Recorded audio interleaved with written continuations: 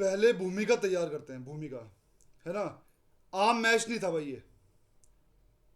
Pitch के अंदर से ज्यादा ये मैच पिच के बाहर खेला गया था।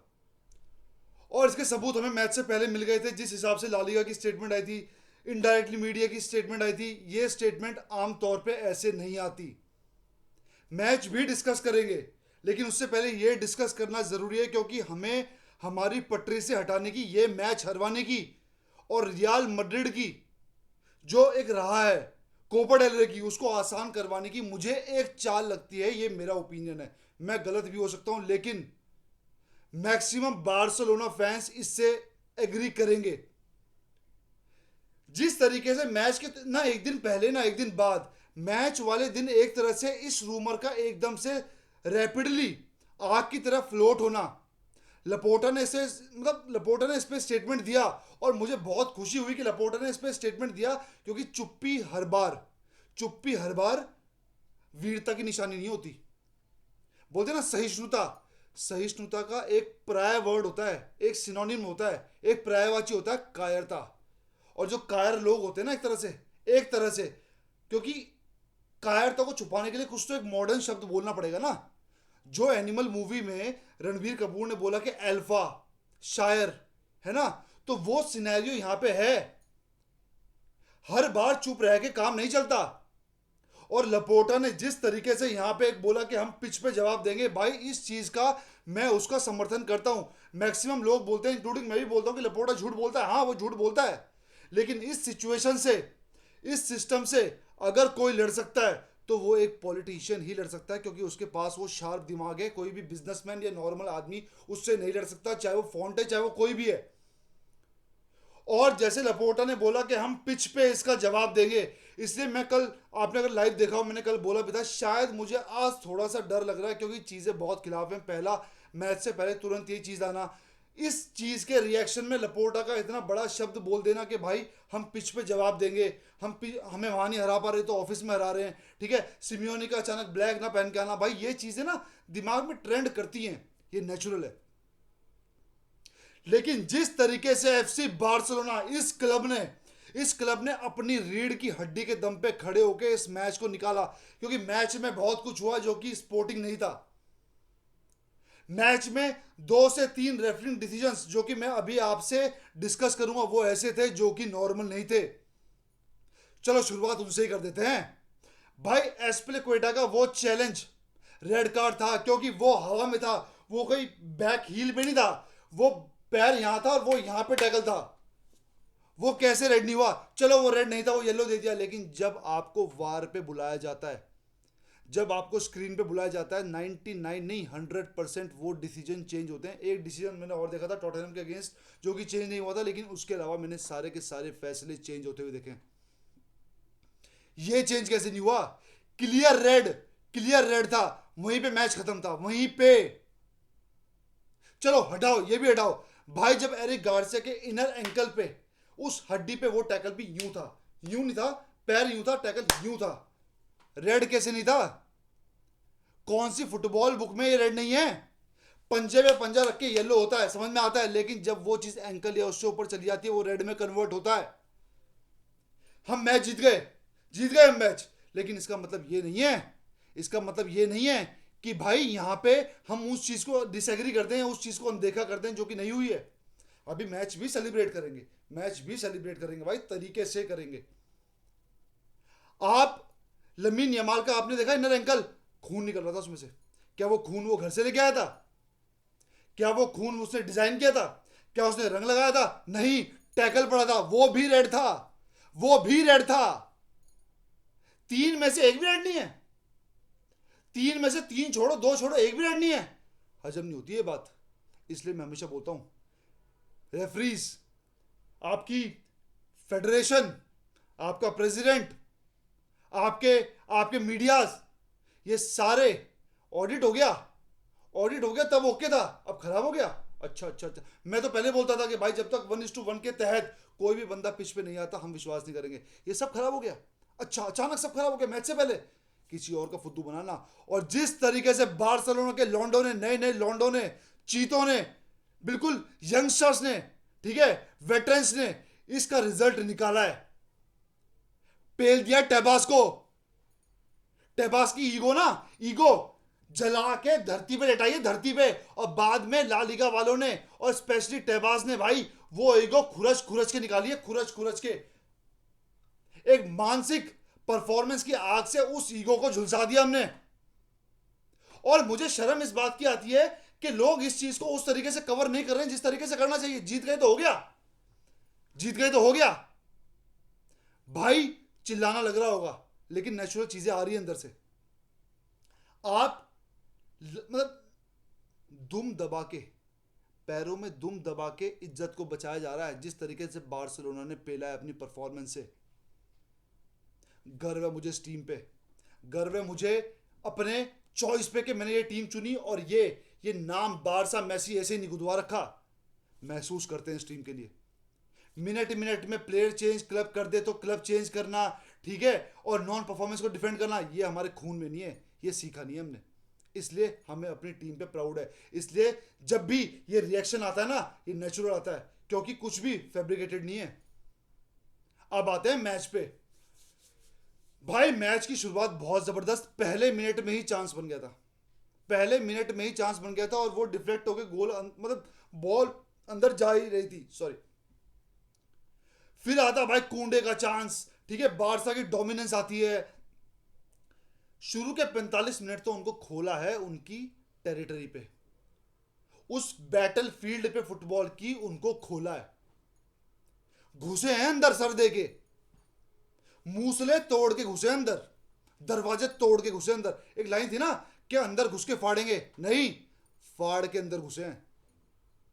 यह है अपने गेम प्ले पे भरोसा, यह है अपनी टीम पे भरोसा, यह है अपने कोच पे भरोसा, यह है अपनी टैक्टिक्स पे भरोसा, यह है अपने फैन बेस पे भरोसा। भाई मैं हमेशा उस चीज को पॉइंट आउट करता हूं जो वाकई में है, क्योंकि अगर कंस्ट्रक्टिव क्रिटिसिज्म नहीं करोगे तो चीजें इंप्रूव नहीं होंगी। अगर मैं इसमें अगर रफीनिया को लेके आऊं, मैं इसमें दो चीजों को या तीन चीजों को भाई ब्लेम करूंगा, इनडायरेक्टली ब्लेम ही करूंगा, पॉइंट आउट करूंगा। पहला, रफीनिया ने पहले मिनट में या दूसरे मिनट में जो बॉल डिस्पोजेस की मिडफील्ड पे वहां से क्लियर अटैक बनना था, वो उसका कैजुअल गेम प्ले था, पहला। दूसरा, भाई रफीनिया को एक दो गेम का जो रेस्ट मिला इंटरनेशनल ब्रेक के बाद, उसकी तासीर थोड़ी सी हिल गई है, जिसमें कुछ बुरा नहीं है, वो नेचुरल है। और मैच के बाद फ्लिक ने भी उस चीज को इंप्रूव किया, जाके बात की रफीनिया से जाके, कोई बात नहीं यार, हो गया, कोई बात नहीं। और ये चीज हमें कोच से एक्सपेक्ट करते हैं टफ टाइम पे प्लेयर के। तीसरा, रफीनिया ने जो अर्जेंटीना के लिए बोला, जो उसको नहीं बोलना चाहिए था, शायद वो हल्का फुल्का इफेक्ट करता है, और वो मुझे लग रहा है हल्का फुल्का इफेक्ट कर भी रहा है, पर कोई बात नहीं, टीम ने स्टेप अप किया। अगर अगर शीजनी की बात करूं, शीजनी टेर स्टेगन इस स्टार्टिंग 11 में दिखना नहीं चाहिए, भले ही वो चैंपियंस लीग है, भले ही वो कोपा डेल रहे, भले ही वो ला लीगा है। वो बंदा फर्स्ट प्लेस डिजर्व नहीं करता शीजनी के आगे। कल भले आपको दिख रहा होगा 6 शॉट मारे एथलेटिको ने, 0 ऑन टारगेट, पर जो क्रॉसेस थे, जो डिफ्लेक्शंस थी, जिस तरह से शीजनी ने उनको रोका, स्टेगन होता एक आधा फंबल पक्का आता, पक्का आता। शीजनी के लिए पूरा समर्थन, पूरा समर्पण, ये महसूस करता हूं मैं शीजनी के लिए, ये महसूस करता है बारसा फैन बेस शीजनी के लिए। अराहो, खुशी इस बात की होती है भाई, मतलब मैक्सिमम हर प्लेयर हमने किया है, लेकिन आज जो ज्यादा अच्छा खेले उनको कवर करेंगे। मैक्सिमम ये बात हमेशा हमेशा डिस्कस हमने की थी, पहले भी की थी, लेकिन कल स्पेशली हमने प्रीव्यू में डिस्कस किया था कि अगर सौरलॉथ को रोकना है तो जैसे ही सौरलॉथ की एंट्री हो पिच पे, तुरंत कुबारसी को हटा के वहां पे अराहो डालो, क्योंकि उस फिजिकलिटी, उस हाइट, उस स्पीड का मुकाबला एक ही प्लेयर कर सकता है, वो है अराहो। और कल वो दिखा। सौरलॉथ ने ऑफसाइड गोल मार लिया, कोई बात नहीं, क्या हो गया, ऑफसाइड है ना, ऑफसाइड है ना। अराहो ने इतने हेडर जीते हैं कल, इतने हेडर जीते हैं पेनल्टी बॉक्स में, जो कि अगर पहले वाली टीम होती जावी वाली, वो गोल थे, वो गोल थे गारंटेड। जज्बात में नहीं बोल रहा हूं, क्योंकि ऐसे शोल्डर टू शोल्डर पड़ के मैंने प्लेयर बिखरते हुए देखे थे, अपने बिखरते हुए। अराहो नहीं बिखरा, मार्टिनेज नहीं बिखरा, बाल्डे, बाल्डे के कोदे, एम्बेसडर के बोनट। भाई बाल्डे जिस तरीके से कल किया, मतलब रन्स, फिजिकलिटी, डिफेंडिंग तगड़ा, वो येलो नहीं था, वो येलो नहीं था। पेड्री, फ्रैंकी, कल मैं पहली बार बोलूंगा भाई, फ्रैंकी डियोंग ने पेड्री को ओवर प्ले कर दिया। फ्रैंकी डियोंग ने कल अपने जीवन का one of the best game खेला है, one of the best game, एक ऐसे डिसाइसिव मोमेंट पे जहां पे स्टेप अप करना जरूरी था। फ्रैंकी ने जिस प्यार से फ्रैंकी ने जिस प्यार से 50-50 बॉलों को कल बुस्केट्स की झलक दिखी, बुस्केट्स की झलक नहीं बोलूंगा, कंपेयर नहीं करूंगा, बुस्केट्स के गेम की झलक दिखी। और जिस तरीके से 50-50 बॉल जो कि स्पिन होके आ रही थी, उसको प्यार से एक एक कामली स्टाइल से टक करके बॉल अपनी पोजीशन में ले लिया, अपने प्लेयर को पास कर दिया। फ्रैंकी के रन्स, फ्रैंकी का होल्ड अप प्ले, फ्रैंकी का फिजिकल प्ले बेहतरीन। मैन ऑफ द मैच कल दो बंदे थे, पहला था फ्रैंकी डियोंग, दूसरा कुंडे। भाई पूरे होशो आवास में अब भी हूं, वेज फ्रैंकी कम करेगा, ये मुझे पूरा भरोसा है फ्रैंकी पे। प्यार कहीं ना कहीं वो उस क्लब से करता है। हाँ, उसने अब तक वेज कम नहीं की, क्यों करेगा भाई? तनख्वाह मिली है, क्या आप अपना पैकेज कम कर दोगे? नहीं करोगे ना भाई, तो वो क्यों करेगा? लेकिन मुझे ऐसा महसूस हो रहा है कि वो वेज कम करेगा। और फ्रैंकी का रुकना इस टीम के लिए बहुत जरूरी है बड़े मैचेस में। जिस तरीके से प्रेस रेजिस्टेंस रन लेता है, जिस तरीके से प्रेशर होल्ड अप करता है, जिस तरह से फिजिकलिटी देता है मिडफील्ड में। Man of the match Frenkie de Jong without any doubt. कुंडे कुंडे ने कल इतना जबरदस्त अटैकिंग नहीं, डिफेंसिवली भी अटैकिंग में 2-3 मौके ऐसे आए कि लगा था गोल होगा। फाइनल थर्ड में ज्यादा घुस रहा है कुंडे, फाइनल थर्ड में ज्यादा इन्वॉल्व हो रहा है कुंडे। यमाल के साथ ज्यादा उसकी उसकी ना एक तरह से केमिस्ट्री जम रही है। ऐसे ऐसे ब्लॉक किए कल कुंडे ने, जो कि बिल्कुल कीपर के आगे जाके बॉल लैंड करती। ऐसे ऐसे ब्लॉक किए कल कुंडे ने, जो कि बिल्कुल हेडर पे या पैर पे बॉल पड़ती।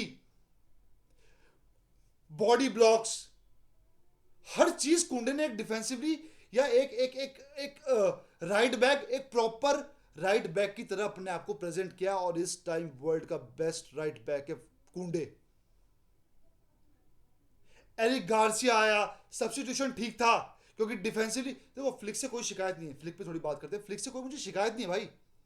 बिल्कुल जिस तरीके से टाइमली सब्स्टिट्यूशंस किए, एक बार तो जाके प्रॉपर डिफेंस भर दिया, और मुझे इससे कोई शिकायत नहीं हुई, क्योंकि उस टाइम गेम की नीड वो थी। जिस तरह से इन प्लेयर के अंदर उसने वो जज्बा भरा है, जिस तरह से एक एक प्लेयर के पास जाके वो बात करता है, जिस तरीके से भाई फाइनल में तो 10 मिनट में क्या हो गया था, Gerald Martin, Balde, Inigo, अराहो, Eric Garcia, Frenkie de Jong, एक तरह से सारे डिफेंसिव सेट के मिडफील्डर भर दिए थे, मिडफील्डर और डिफेंडर भर दिए थे। और ये बहुत बड़ी जिगरे की बात थी, क्योंकि अगर एथलेटिको मैड्रिड एक गोल भी मार देती तो एक्स्ट्रा टाइम में मैच जाता। और ये भरोसा अंदर था, ये भरोसा अंदर था कि अगर एक्स्ट्रा टाइम में मैच जाता तो इस टीम के साथ निकाल सकते। ये भरोसा आया कहां से? बार बार रिपीट किया, ये भरोसा भरा किसने? ये खून में जज्बा भरा किसने? ये खून में जो जो भरोसे का ग्लूकोज है डाला किसने? हैंसी फ्लिक ने। टीम वही है जो लास्ट सीजन वाली थी, टीम एग्जैक्टली लगभग वही है जो लास्ट सीजन वाली थी। क्या हुआ? गुंडागोन गया, ओल्मो आया, ओल्मो बाहर बैठा है। ऐसा क्या बदल गया? जील बदल गई, एंथुजियाज्म बदल गया, जज्बात बदल गए, फैंस बिलीव करते हैं। और इस मैच को मतलब फेरान टोरेस के बिना तो ये मैच अधूरा है भाई। फेरान टोरेस, देखो मैंने कई वीडियो में पहले भी कहा है, मैं अब भी कहता हूं भाई, फेरान टोरेस अगर इस टीम में है, अगले सीजन स्ट्राइकर साइन करने की जरूरत नहीं है। होगी, मना नहीं कर रहा, लेकिन उससे ज्यादा जरूरत है लेफ्ट विंगर की, निको की। उससे ज्यादा जरूरत है एक राइट बैक कुंडे को सपोर्ट देने की, क्योंकि कोई नहीं है। अराहो को आप राइट बैक खिलाओगे तो वो इंजर्ड होगा रन्स लेके, क्योंकि बॉडी हैवी है। हर फील्ड पे आपके पास बैकअप है, लेकिन आपके पास राइट बैक पे बैकअप नहीं है, आपके पास लेफ्ट विंग पे प्लेयर नहीं है। इन दो चीज़ों पे इन्वेस्ट करो। स्ट्राइकर अभी काम चल जाएगा, एक सीजन और निकल जाएगा, आता है बहुत बढ़िया बात है, लेकिन निकल जाएगा। लेकिन फेरान टोरेस का वही गोल जो उसने डॉर्टमंड के अगेंस्ट मारा था, फेरान टोरेस ने जो स्टेटमेंट दी कि टफ टाइम इतना देखा कि अब ये टाइम एंजॉय करना है, करेंगे एंजॉय, करेंगे एंजॉय। फेरान टोरेस का एक एक टच एंजॉय करेंगे, फेरान टोरेस का एक एक गेम एंजॉय करेंगे भाई। लेवेंडोव्स्की की गैर मौजूदगी में जितने बड़े स्टेज पे कोपा डेल रे सेमीफाइनल पे फेरान टोरेस ने डिलीवर किया है, उस बंदे ने अपनी मेंटालिटी, अपना दिल कितना कैड़ा किया होगा। सीखता हूं मैं ऐसे लोगों से यार, मैंने क्रिटिसाइज किया, लेकिन मैं सीखता हूं कि कैसे दुनिया समाज आपके खिलाफ है, और आप जाके सही पे जाके अपने आप को साबित कर देते हो, दुनिया आपके पीछे चलती है। Ferran Torres real shark, shark थोड़ा मगर मच है भाई, जबड़ा कह रहा है, जबड़ा कह रहा है। फिनिश आसान नहीं था, डायगोनल फिनिश था डॉर्टमुंड वाला। और फेरन टॉरस को लगातार इन चीजों में यूज भी किया जाना चाहिए, क्योंकि लेवेंडोस्की को भी रेस्ट मिलना बहुत जरूरी है।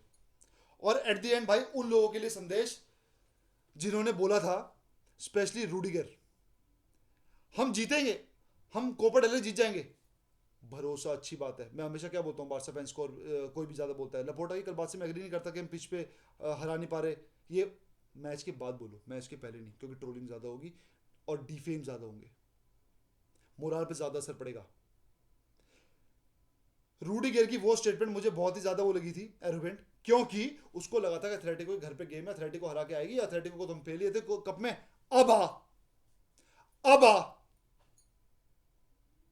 ऊंचे शब्द नहीं बोल रहा हूं, ऊंचे शब्द नहीं बोल रहा हूं। मैड्रिड क्या पता हमें हरा दे, मैड्रिड क्या पता हमें हरा दे, रिकॉर्ड कर लो भाई इस बात को, मैं तो बोल रहा हूं अभी। और ये गारंटी नहीं हम उनको हरा देंगे, नहीं, लेकिन फाइनल तक खौफ में जियोगे, फाइनल तक खौफ में जियोगे। और ये डर महसूस कर रहा हूं मैं अंदर, कुछ उन फैंस के जो एरोगेंट हैं, मैड्रिड साइड से जो हमें पोक कर रहे थे, अरे ये हो जाएगा, अरे ये चीजें, बाहर से ज्यादा सेलिब्रेट करेंगे जब जब सिस्टम खिलाफ हो, प्रेसिडेंट बायस्ड हो, चीजें करेक्ट टाइम पे मीडिया से लीक करवाई जाएं, और वहां पे जाके हम बड़ा मैच खेल के अवे टेरिटरी पे जाके ठोक के आए, सेलिब्रेट करना बनता है। और मर्दों का क्लब है, अब भी रेफरी डिसीजन में कुछ आया नहीं है, अब तक आना चाहिए था। हर बार चुप रह के काम नहीं चलता भाई। खुश हूं बहुत ज्यादा, इस पे रिव्यू भी और बन सकते हैं आगे जाके। मैड्रिड से हमारा मैच है, पूरा एक्साइटेड हूं। एक और फाइनल, एक और क्लासिको, जो मैं कल की वीडियो में मैंने डिस्कस नहीं किया था रूडिगर के स्टेटमेंट के बाद, क्योंकि थोड़ा सा एरोगेंट साउंड करता, लेकिन अब बोलता हूं, मैं कल रूडिगर के स्टेटमेंट के बाद ये विश कर रहा था कि क्लासिको में भिड़े, नो मैटर क्या रिजल्ट होगा, उसके चेहरे पे वो खौफ देखना है, वो एरोगेंस तोड़नी है, एरोगेंस। तो भाई ये था आज के लिए, पूरे जज्बात निकालने की कोशिश की, कुछ रह गया हो माफी चाहता हूं भाई, कवर करने की पूरी कोशिश करूंगा अगले वीडियो में। तब तक के लिए विस्कल बारसा प्राउड है।